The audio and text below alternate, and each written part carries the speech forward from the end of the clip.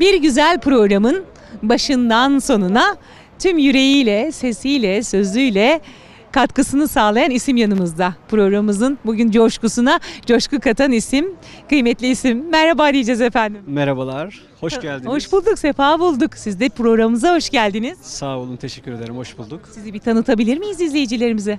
Esat Özkaya, İncirlik Yeni Cami görevlisi ve böyle programlarda gönül bağım olduğu, milletimizin faydasına olan bütün programlarda elimizden geldiği kadar destek vermeye çalışıyoruz. Çok teşekkür ederiz.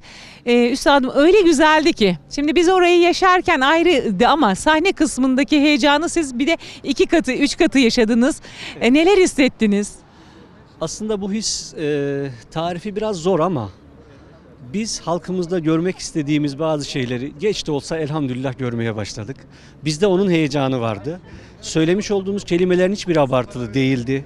Biz inanıyoruz ki bu millet yağmurlu günlerin arasından çıkan birkaç saatlik güneş de olsa bugün geçmişimize dönük güneşli bir gün yaşadık. İnşallah bu tür güzel programlar ileride daha da genişler, güzeller. Sizlerin de katkılarıyla inşallah halkımız kendi özüne dönüşte inşallah birkaç adım daha hızlı atar. İnşallah.